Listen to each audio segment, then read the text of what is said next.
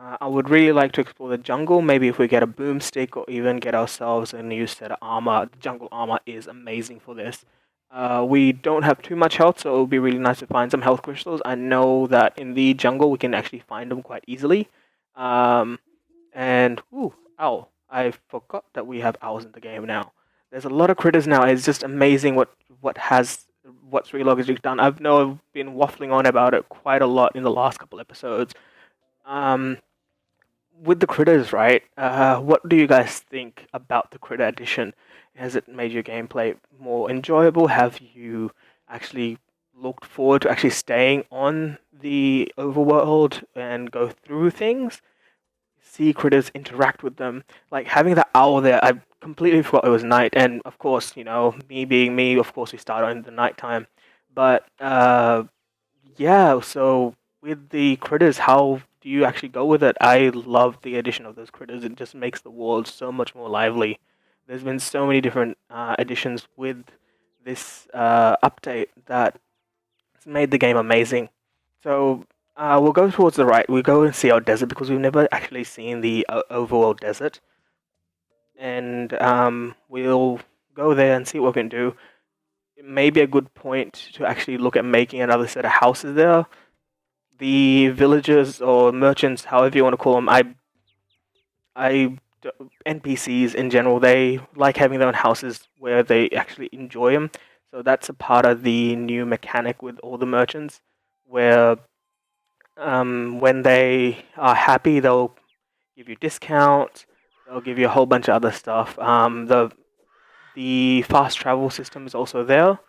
Fast travel is amazing. For the longest time, we've had to actually run around the whole map just to be able to get from as we center the map all the way to the beach, essentially on the right side or the left side. It makes travel and traversal so much easier. Our desert is really bumpy. I don't know how much time people normally spend in the desert.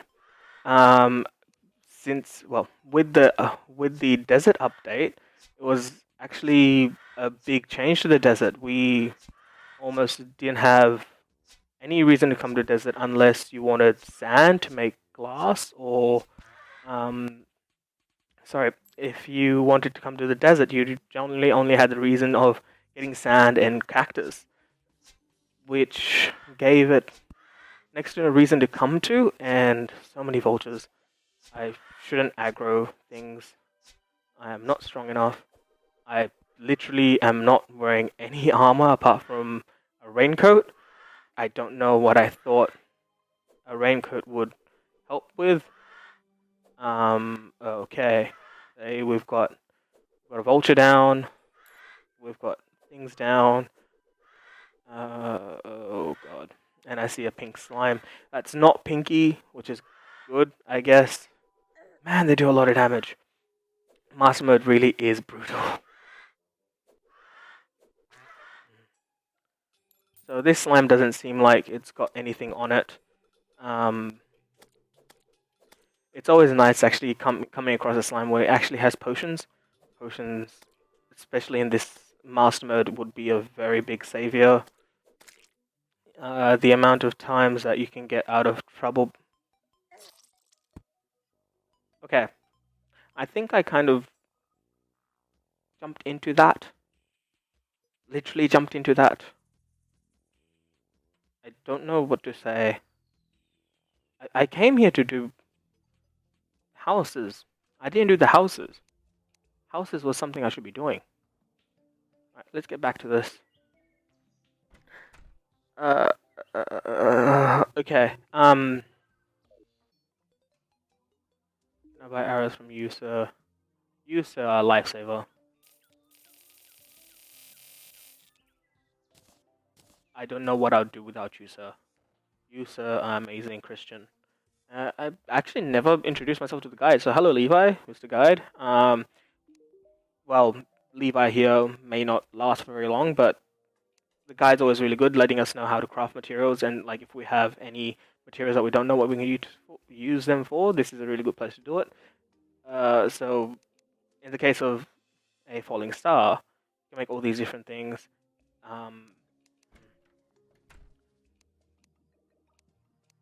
So in the case of the falling star, we've got access to all these different things. Jester arrows will be really good later on. I won't get them now. They are really good later on when we start going through and fighting bosses.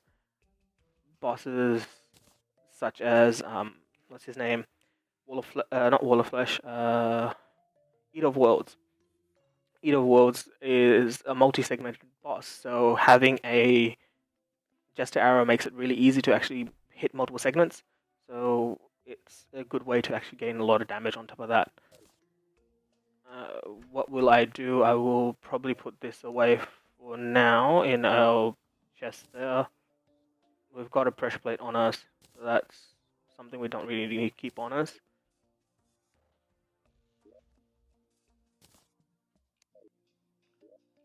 We don't have much clay, do we? If we have some clay, I won't do that now. One thing I will do is see what bows we can make. Not very many, huh? Like a tungsten bow. Tungsten bows are not bad. Better than the wooden bow. Let's go with a tungsten bow. We'll probably use all of our tungsten, but having that damage is always good. Nimble, we've got a bit more speed on it. We got a lot of really fast weapons, aren't we? Let's see. So we've got a nimble wand of sparking and a nimble tungsten bow. This will help us a lot. So, as I said in the first episode, I'm generally a person that plays range. Range characters is what I really enjoy playing, and when when you play class quite a bit, you actually get used to the timings and everything like that. Oh, let's see if this still happens. So back in the day, you were able to just quickly mine a sand block underneath these cactus to quickly mine it all. And as we see now, it doesn't work. Okay, that's a good bit of balancing. It was a bit broken before, I would say. You could mine up all the cactus very quickly. Nothing's wrong with that. It just makes it quite easy to... It makes it quite easy just to neglect caring about really anything that has to do with this area. So let's quickly just mine up a few bits of sand. Oh god. So let's quickly mine up a few bits of sand. This will give us a base for our villagers, merchants, NPCs, pretty much anyone. Actually, right now we've got a really cool thing where we actually get animals as well. So that's awesome. Oh, we don't need a crafting bench to make a cactus crafting bench. Finally, a recipe that makes sense.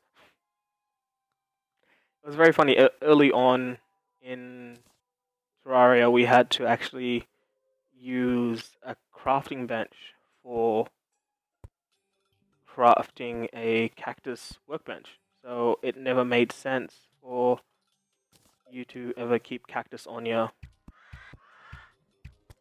Yes. This is such a nice upgrade. Oh my god. Okay. So remember I said a while back that we've Terraria's got this hard to say awesome, but has a mobbing mechanic that if you do hit a mob, it will start spawning more of said mob in. So we'll use a wand of sparking. See if we can get a bit of damage on them. So good thing about wand of sparking, it does that on fire damage. Makes a bit more easier to recommend using it. Okay, can I get this guy? Oh my. Alright. Got him. That's such a good groove going on there. That's new. I don't remember that happening.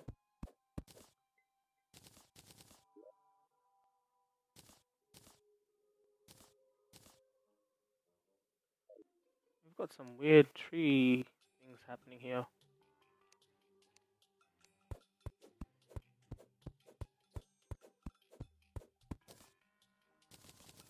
Okay, bugger it. I'm gonna start this building right now.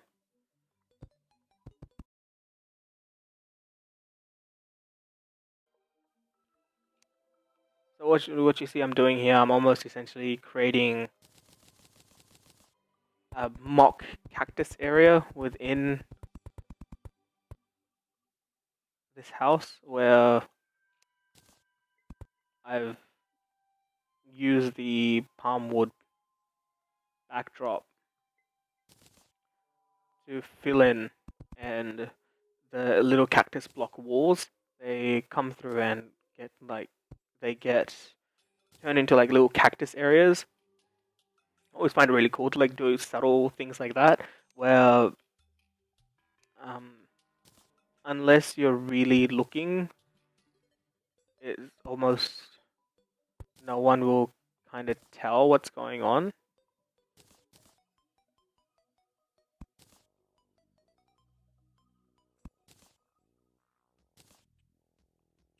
So I should probably get some lights in here.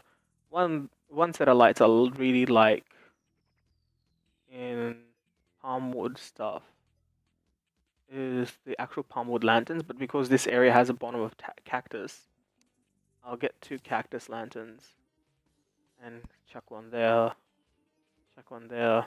And you see how this area here, how it looks like an actual small cactus? I'll put a few blocks on the other side, and maybe let's make it a bit asymmetrical.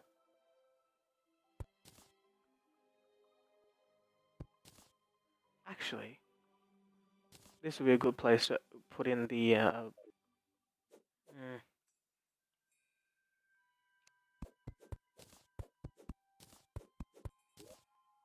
Where is it? Can you not make cactus platforms? Do I not have enough cactus? Don't have. Wait, how do I not have enough cactus? There you go, cactus platforms. So. Yeah.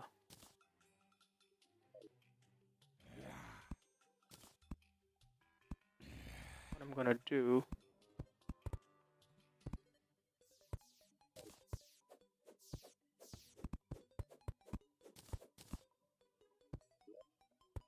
Oh god, no. I did it bad, did it bad, did it bad. And.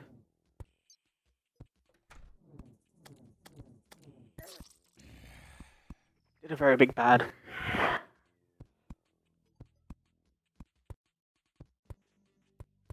SeaWorld is a theme park sort of thing on the Gold Coast of Australia.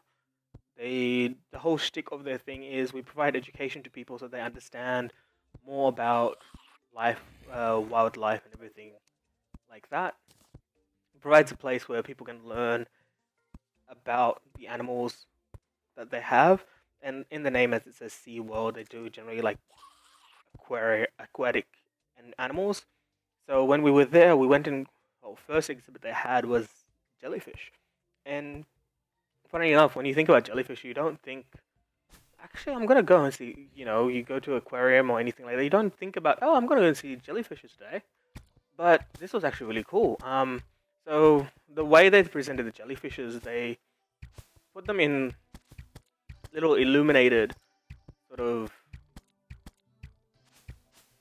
what do they call them? Aquariums.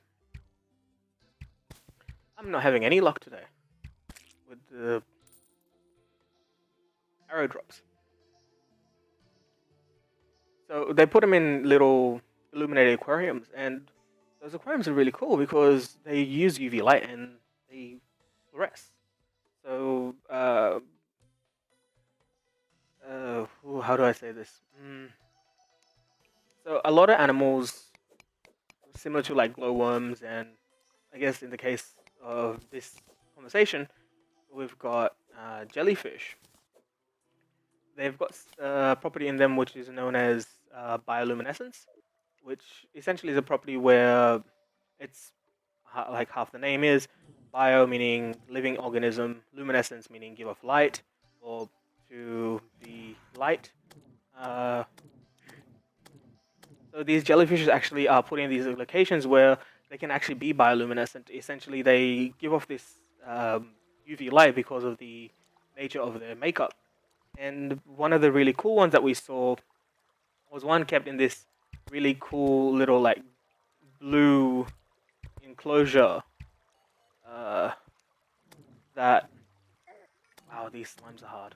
Um, that actually spends all its life sort of looking like a piece of coral. Okay, so back to the game a bit. Reason why I'm down here, it's nighttime upstairs. I'll try to go through and get a few things mined out here. Actually, so reason why I'm down here is because it's nighttime up top, and it will just be easier for me just to mine a bit down here and wait until night's over.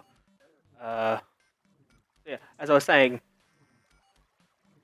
really cool thing about jellyfishes and that whole bioluminescence thing. There was this one jellyfish that was was upside down, and it actually lives that way to mimic uh, coral, essentially, which was I found really cool anyway. Uh, so it stays upside down, lives that way, and it's oh, how do I say? I don't know. It, I'm not sure if anyone else will find it really cool. Is the whole idea of bioluminescent objects is quite fascinating. To have the things like jellyfish or glowworms um, just illuminate. Also, you've got like fireflies. Fireflies have the same sort of idea, where they have molecules in them where they give off light. In the case of fireflies, they produce that light themselves. In the case of the jellyfish, it's using UV light, and generally when we have a lot of UV light, we normally see that during the day, where the light is generally quite dispersed. Some would say, and having that dispersed light makes it difficult to see. Uh, it's really hard to think and play things. Okay, so we'll get this tungsten. This could be put towards armor. Armor's good. We are very, very, very, very weak. We have next to no health, and oh, there's Shelly, and no health, no money. It makes for a very bad situation. We've got tree. Oh, okay. I can actually make a lot of arrows. Should probably do that. Get a few arrows going as well. So apart from the jellyfishes, we also saw the seal show. So at that show, we were actually introduced to two breeds of seals. One was called the first seal, and the other one was a sea lion.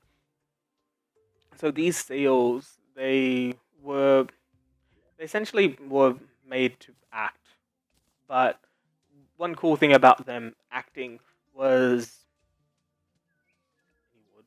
Does it take the top wood or bottom wood? Yes, it does take the top wood. Um, so as I was saying, the acting these seals did was really cool because it was actually essentially the ways the trainers would interact with these creatures on a daily basis, essentially. Because think about it, right? These animals have to be handled by these trainers, and what we consider to be a normal action or like a trained action, which they are being trained to do. So the whole jump on a ledge and wave your arm and all such things. It's actually ways for the handlers to actually work with these animals and to make it essentially a proper place for them to work together, if that makes sense. Because so these seals were trained to actually help the handlers do their job with them. And the amount of effort these handlers put into doing this is quite surprising in some way. Um, so, like, if you think about it, it's not easy to just work on being a handler where, oh, I've got this animal that I'm playing around with. Nothing's going to happen. Nothing can go wrong. Da da da da. But because of captivity and other such programs like this, we've had animals actually come back from being an endangered state or extinct state. There is some animals that generally cannot survive in the wild. It's very sad to say, but generally it's hard. It's hard to believe, but there is some animals out there that need a bit of a helping hand. One to say is the beloved panda. Got unfortunately they are very lazy, and without a bit of encouragement from us, they wouldn't really continue on being pandas because they, as I said, they are very lazy. They don't really interact with one another. They are very. I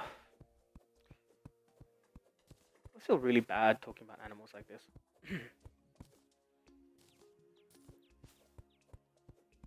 But yeah, without human intervention and interaction, we wouldn't be able to have these animals around.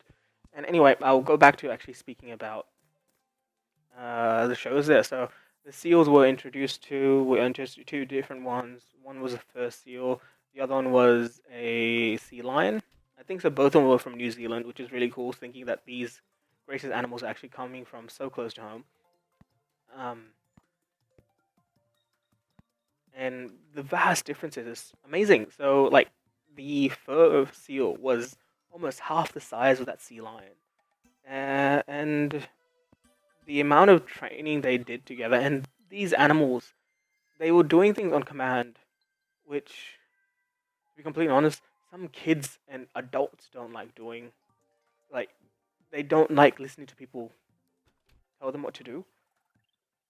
But these seals, they did it, and I guess in a way, it just kind of shows like how smart these creatures are. Where give them enough reason to, they will listen and try to gain new behavior. Okay, so let's get back to that SeaWorld nonsense. So we saw the Sea Show. I mentioned that before. They also have a Dolphin Show. So the Dolphin Show is pretty much based around. Oh my god! All right, the Dolphin Show is pretty much based around the whole idea that we're two of the most curious creatures on the world. We should have this kind of affinity between us, and it's kind of looking at the way that them being so curious, actually made us kind of work together. And most of the show is a lot of acrobatics and then some verbal sort of jargon constantly being said. Not saying the jargon was bad, it was just more, at the end of the day, it was just jargon. They were just telling the whole idea of we are two of the most curious creatures in the world, we should be looking after each other, we have the whole world to look after, we shouldn't be, doing bad things. A lot of animals cannot tell the difference between some of the waste that we put out into the water and such things, that it actually is quite bad. Essentially, if you look at it, it's not good. Doesn't look good on us. Doesn't look. It's not good for them. Okay, so what's the other shows that we saw? Actually, one thing we did see there was polar bears. So they had about 2 years ago. They had a polar bear born called Masiha or something along those lines. Oh wait, back to the polar bears. So little Masiha was born about 2 years ago, and so we went and saw the polar bear there, and quite amazingly, when they showed photos of her, and initially first time people got to see her, she was about 3.5 months old. Apparently, that was about the time for them to be happy with people to see her, and that she won't get too stressed out. And so, when she was brought out, people actually were given a chance to go and see her. And now, well, at the time, my wife was able to go and see her, and she was quite small, little cub. And so, as now 2 years later, when you see her, she's essentially fully grown. Apparently, very little growing left. So we actually had a chat with the trainer, I guess it is. Anyway, so we spoke to the handler, trainer, however you want to call it, and she was saying that that Masiha was pretty much fully grown now. Maybe a little bit of growth here and there. Went and saw the shark exhibit. So the shark exhibit was pretty okay. Wasn't too huge, too amazing personally. They didn't really have a show related to it. Like they had a feeding, and that's about it. And I didn't find that too enticing, really. I mean, we had to stand in line for about 45 minutes for it, so that wasn't great. Gold is actually a common term but used for currency in a lot of different things, mostly fantasy. Speaking of fantasy, does anyone here play any D&D? What's your favorite class? What do you normally like playing? Is there a favorite spec out you do? So, I, when I started playing D&D, I was actually getting into 3.5 and 4th edition. So, getting into 3.5 also got me into playing Pathfinder. And during that playthroughs of those campaigns, I found myself actually really enjoying Swashbuckler or the Sword Mage. They made a really nice Sword Mage in my last campaign where pretty much was a genocide that was a Sword Mage, and it was awesome fun. Okay, so two topazes and one topaz, another ruby.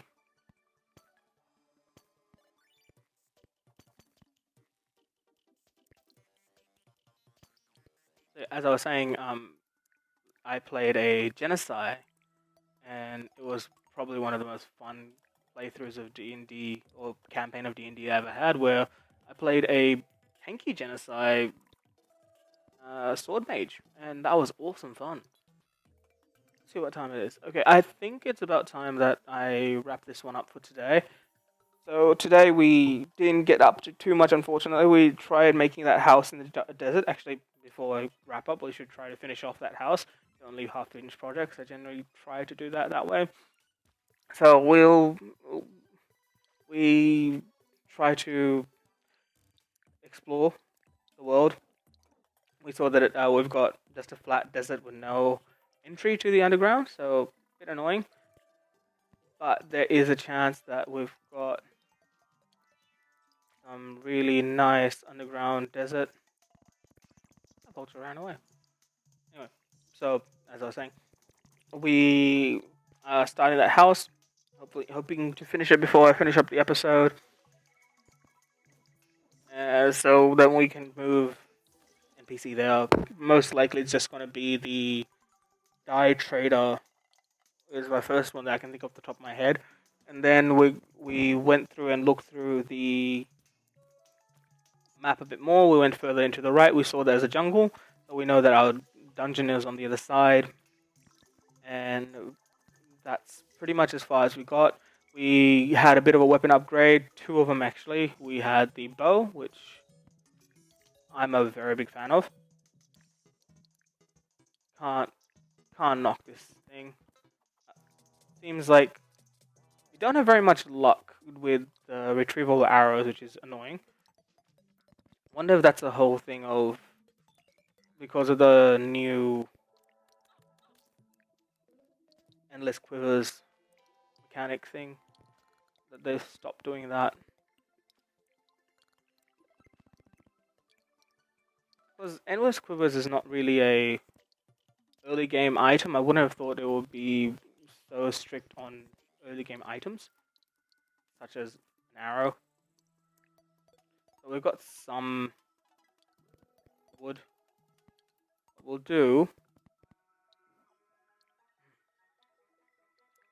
we'll do, we'll make the table, make a couple lamps, and we'll make a chair. We're down to 17 palm wood. That's fine by me. We'll put one here, one of you here. So this one, unlike the previous house, each floor will be a single residence. I think it's a bit better for this style of house because we've got less space essentially. It's more like janky with its space, so it's more difficult for people to kind of move around or actually justify having that less room.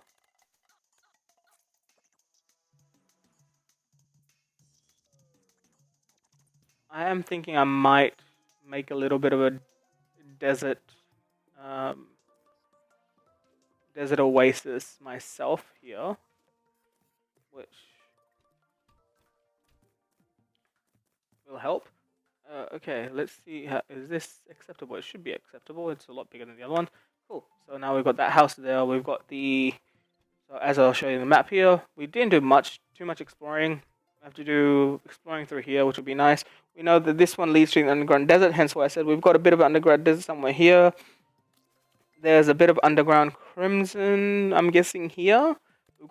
Would have got a snow biome here. It seemed like there was going to be an enchanted item somewhere here, but we were fooled. That's another entrance. We walked through here, and then we found that there's our gold though. Did we dare? I think we'll dare. So yeah, we found out that we've got a jungle there, so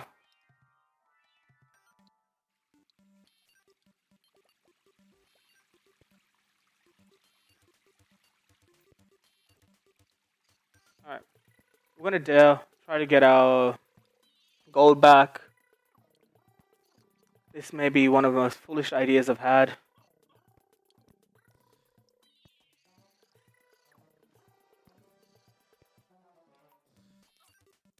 So yeah, one thing that is really cool, the whole hook jumps. So if you can, I'm very bad at them, hook the ground, you actually move quicker across the land. I am awful at them. So like that, it's just a bit of a speed boost because it essentially the game calculates momentum, and when later on we'll probably get a stopwatch or something, and you'll see that we actually do have a certain speed that we travel at. And so what it does, because we have that momentum, it just kind of carries forward as if it's like proper momentum in the game being calculated. So when we do the hook jumps, it because we cancel the hook before we hit a wall, essentially, or we're supposed to anyway. I'm very bad at try. Okay. Anyway, we we cancel the hook before we actually hit the ground. It just keeps that momentum moving forward until we actually hit a stop. In a sense, essentially, I guess that's how they were able to justify one of the later items.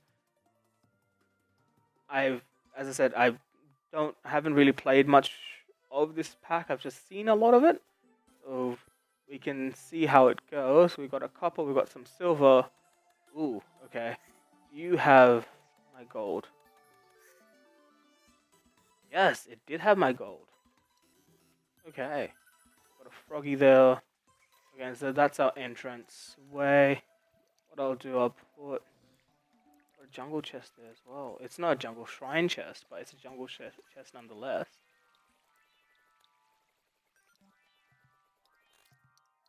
I'll put that there.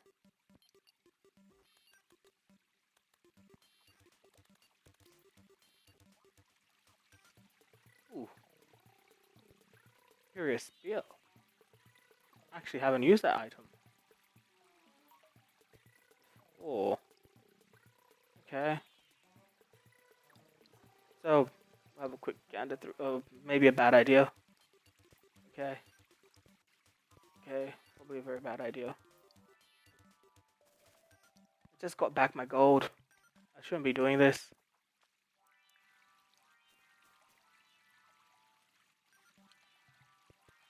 Okay, it's raining. That's pretty much cue for me to start leaving. So thanks again for joining us, guys. Joining me, guys. I'm gonna put away stuff. Uh, oof, oof. Quick stack items away. So thank you very much for joining me, guys. It's been a blast. So we got to go through we got through the overworld desert. We got to see our jungle. We had a brief dive into the jungle, and I got very scared. I didn't see any hornets yet, so that's probably something we're going to be doing next episode, where we fight some hornets, get some man eaters, and get our jungle armor as soon as we can. As soon as we can try to actually do things. That way, we'll have a really nice set of armor. We can probably do a little bit more magic as well. So we have sapphires.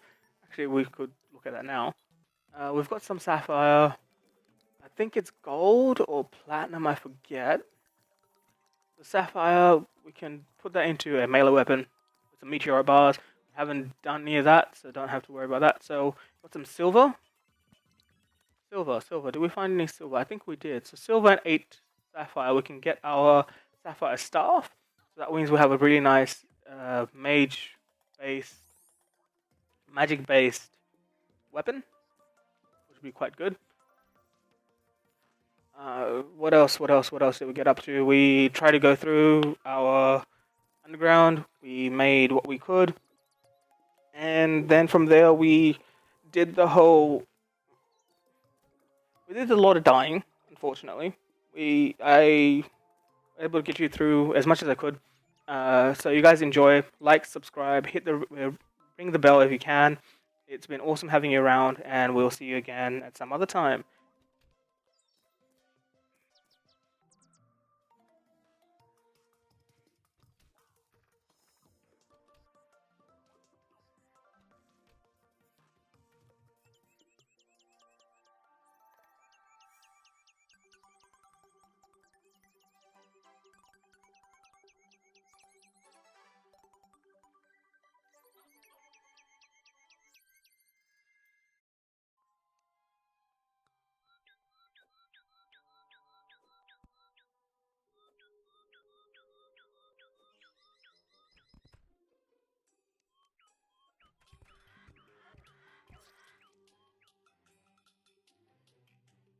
Thanks again, guys. Like, subscribe, and ring the bell.